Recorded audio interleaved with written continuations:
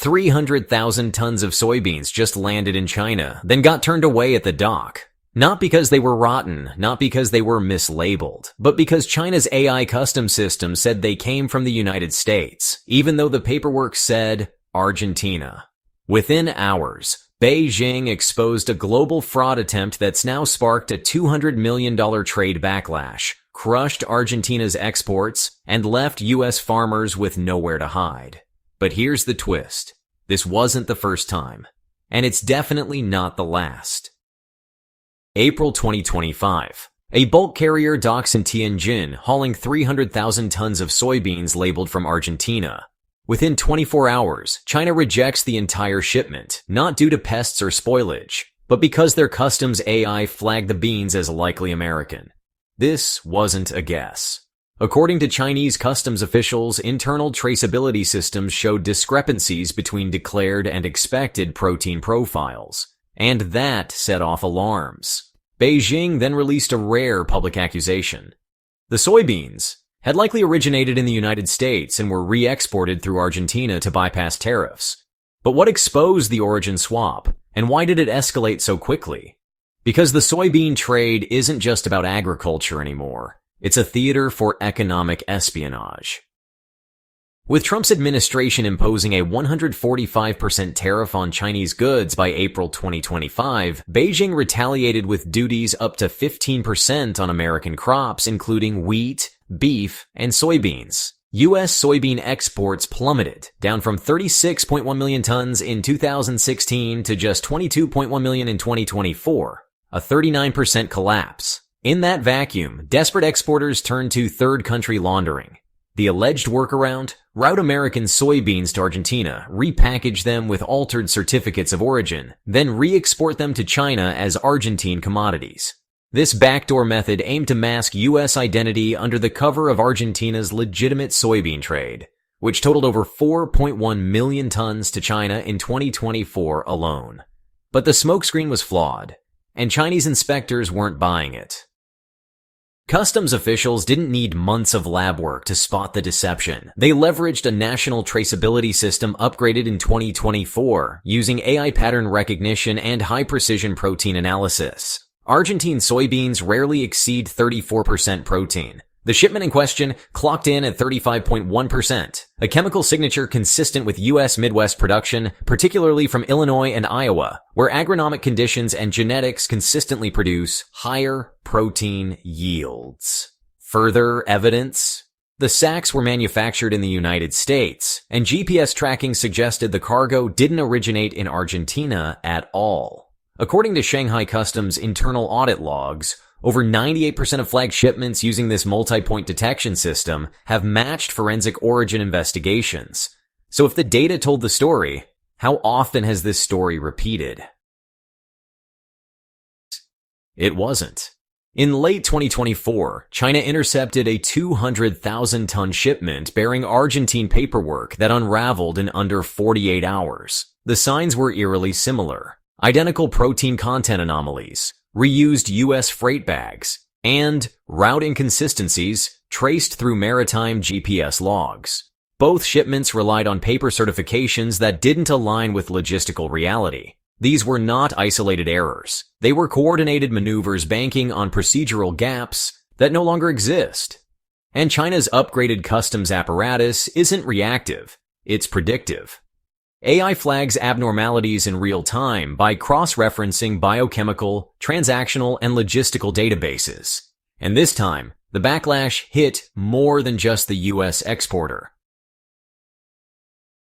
After the rejection, Chinese buyers pulled back immediately. Contracts were frozen, and according to Argentina's Ministry of Agriculture, nearly $200 million in soybean trade evaporated within days. Buenos Aires, blindsided, filed a formal complaint with the WDO accusing U.S. exporters of commercial sabotage and reputational damage. Argentina's reliance on China is not trivial. In 2024, over 70% of Argentina's soybean exports, 4.1 million tons, went directly to China. When China's customs flagged the rebranded U.S. cargo, Argentina became collateral damage in a trade war it didn't initiate. This put pressure on Argentine growers, especially mid-size exporters whose entire logistics chains were pegged to consistent Chinese demand. Now they're being asked to prove their beans are truly theirs, and not American ghosts. In response, Argentina began negotiations with China to build a certified traceability system, one backed by blockchain, GPS logging, and biometric lot tagging. But China's already several steps ahead. Its customs system doesn't just track shipping origin. It triangulates soil isotope markers, seed genetics, and protein expression curves to map commodity origin with a 98% match rate. Meanwhile, the WDO held a special session in December 2024 to propose global verification standards, following the rise in origin forgery cases. Still, enforcement gaps persist. Experts from Bloomberg Intelligence warn that unless such standards are universally adopted and backed by trade penalties, the incentives to cheat, especially with soybean futures in flux, remain strong. But is it too late to restore credibility to the system when bad faith is baked into the supply chain? It didn't stop with Argentina. In late 2024, Chinese customs intercepted 200,000 tons of soybeans labeled Brazilian, only to uncover, through blockchain records and isotopic fingerprinting, that they had originated in the U.S. Midwest. The re-export strategy was slightly modified. U.S. beans were mixed with Brazilian stock, repackaged with Brazilian export certificates, and shipped to China. But the plan collapsed under scrutiny. China's port of Shandong flagged 3 such cargoes in Q4 2024 alone, totaling over 20 million yuan in value. Customs used plot-level data, shipping trajectories, and digital birth certificates introduced under Brazil's 2023 Traceability Pact.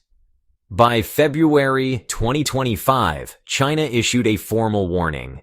Any verified resale of U.S. soybeans via Brazil would trigger punitive tariffs and export quota reductions. So if the backdoors are closing, how are U.S. exporters staying afloat?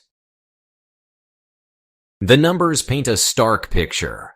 U.S. soybean production fell from 119 million tons in 2016 to 100 million in 2024. During that same period, exports to China plunged 39%, slashing $4.5 billion from annual revenue. According to USDA reports and Bloomberg's Agri-Trade Index, surpluses are accumulating in Midwest silos while domestic prices hover near 10-year lows. In response, U.S. merchants have turned to speculative blending, third-country swaps, and indirect freight routes through Panama and West Africa. But these options are shrinking as China's customs network builds what the Financial Times called a real-time global soybean DNA ledger. Without direct access to the world's top buyer, China accounted for 66% of global soybean imports in 2024. American producers are increasingly boxed in. But if the U.S. is losing market share, who's gaining and why? Brazil is rapidly absorbing the gap. In 2024, China bought over 74 million tons of Brazilian soybeans, nearly 70% of its total import volume, at a cost of $26.936 billion, according to China's General Administration of Customs. Argentina, though smaller, contributed 4.1 million tons that same year. The U.S., once a dominant supplier, saw its share dwindle to 22.12 million tons, a 14 million ton drop from its 2016 peak. China's shifting preference is not just about tariffs, it's about risk mitigation. Unlike the U.S., both Brazil and Argentina have agreed to joint traceability mechanisms, allowing for near-instant verification of supply chain integrity. With Beijing prioritizing food security through tighter import controls, this transition isn't temporary, it's strategic. And China isn't just shifting suppliers, it's reshaping how prices are set. China isn't reacting to markets, it's starting to control them. In February 2025, when Brazilian exporters tried to inflate prices by citing crop stress from erratic rainfall, China responded by releasing national reserves and canceling advance orders, triggering a 7% drop in futures within 72 hours, according to Bloomberg Commodities. More importantly, China's customs now monitors global soybean prices in real time using a proprietary database that flags anomalies. If Brazilian prices rise without global justification or close within 5% of U.S. quotes, the system triggers an audit and supply review. This tight monitoring has created what the Wall Street Journal called a shadow pricing mechanism, where China effectively dictates acceptable margins through soft threats of contract suspension.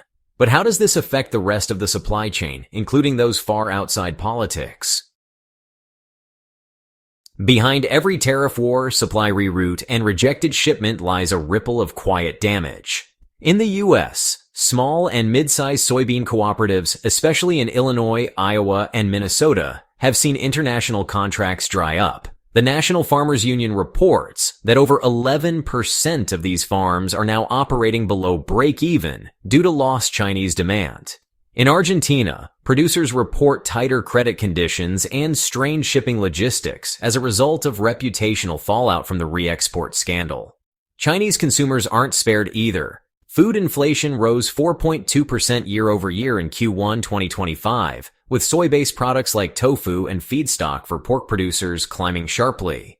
The IMF has warned that sustained disruptions in grain trade could shave 0.3% off global GDP by 2026.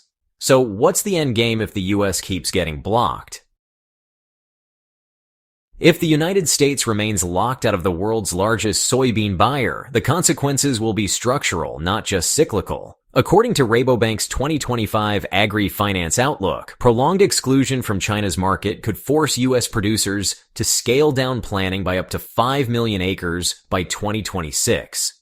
More urgently, it may trigger a consolidation wave, as only the largest agribusiness firms can absorb pricing volatility and logistics overhead. Meanwhile, China is actively diversifying, increasing contracts with Paraguay, boosting domestic yields via gene-edited seeds, and investing in port facilities in West Africa to open new supply corridors. For American exporters, the message is clear. Either rebuild trust and comply with China's new data-driven protocols, or risk permanent decoupling from a $50 billion import economy. But if you think soybeans are the final straw, think again. If soybeans got rejected for hiding their origin, what happens when Beijing exposes what's actually inside U.S. genetically modified corn? We're talking genetically modified U.S. corn under new scrutiny, just as Beijing begins rewriting biotech approval rules. This trade war isn't cooling off, it's mutating. And if you're still watching this thinking it's just about agriculture, you're missing the bigger picture. So ask yourself, if the world no longer trusts the label "Made in the USA", how much longer before that mistrust spreads from food to finance? Because what's coming next could shake the foundation of global trade. We're glad you're enjoying this video. Please like and subscribe. Check out another video that is now on your screen.